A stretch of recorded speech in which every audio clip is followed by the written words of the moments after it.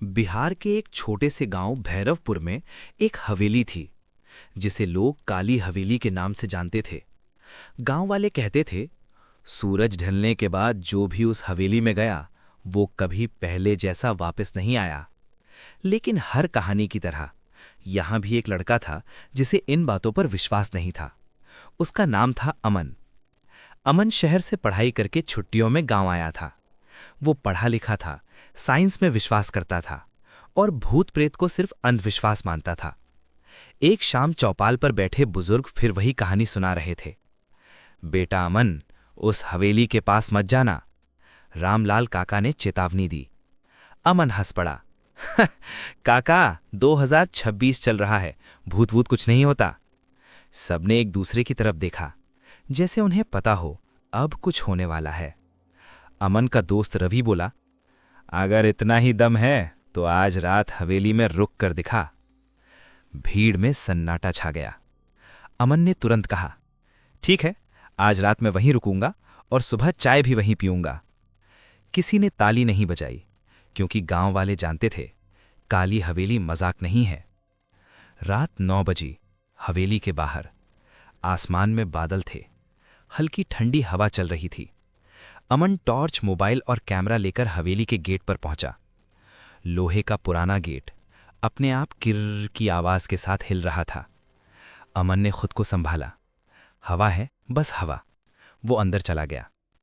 हवेली के अंदर घुसते ही धूल की मोटी परत, दीवारों पर टूटी पेंटिंग और छत से लटकता पुराना झूमर।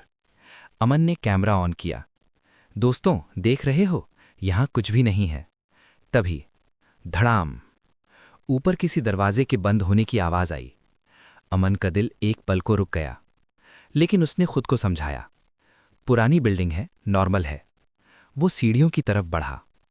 जैसे ही अमन ने पहला कदम रखा, उसे साफ महसूस हुआ कोई उसके पीछे चल रहा है। ठक ठक ठक। अमन तुरंत पलटा। पीछे कोई नहीं। अब उसकी सांस थोड़ी तेज हो चुकी थी। ऊपर पहुंचकर उसे एक कमरा दिखा, जिसका दरवाजा आधा खुला था। अंदर से धीमी फुसफुसाहट आ रही थी। आ जा। अमन के हाथ कांप गए, लेकिन जिद अभी बाकी थी। उसने दरवाजा धक्का देकर खोला। कमरे में कोई नहीं था, लेकिन कमरे के बीचों बीच एक पुरानी कुर्सी अपने आप धीरे धीरे हिल रही थी। ची ची। अब अमन का गला सूख गया। उसने कैमरा जूम किया और तभी कैमरे की स्क्रीन पर कुर्सी पर एक बूढ़ी औरत बैठी दिखाई दी। लेकिन जब उसने नंगी आंखों से देखा, कुर्सी खाली थी। अमन के हाथ से कैमरा लगभग गिर गया। अचानक कमरे का दरवाजा अपने आप बंद हो गया। धड़ाम। लाइट झपकने लगी, मोबाइल का नेटवर्क गायब। और फिर उसके कान के बिल्कुल पास एक आवाज आई, तू भी आ गया। अमन जम गया। उसने धीरे धीरे गर्दन घुमाई। पीछे एक सफेद साड़ी वाली औरत खड़ी थी, उसकी आंखें पूरी काली। अमन पूरी ताकत से दरवाजे की तरफ दौड़ा। दरवाजा खुल गया, लेकिन बाहर वही सीढ़ियां नहीं थीं। सामने था एक लंबा अंधेरा गलियारा, जो पहले वहां था ही नहीं। पीछे से फिर आवाज आई, अब कोई नहीं बचता। अमन बिना पीछे देखे दौड़ पड़ा। अगली सुबह गांव वाले हवेली के बाहर खड़े थे। अमन का फोन गेट के पास पड़ा था, कैमरा भी वहीं था, लेकिन अमन कहीं नहीं मिला। जब लोगों ने कैमरा देखा, आखिरी वीडियो में अमन भाग रहा था और उसके पीछे वही सफेद साड़ी वाली औरत धीरे धीरे हवा में चलते हुए उसके करीब आ रही थी।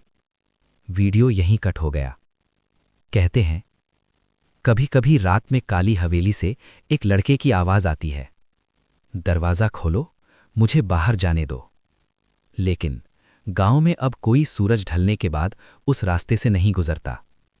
अगर आप कभी भैरवपुर जाएं, तो दिन में ही उस हवेली को देखना, क्योंकि रात में वो हवेली आपको देखती है।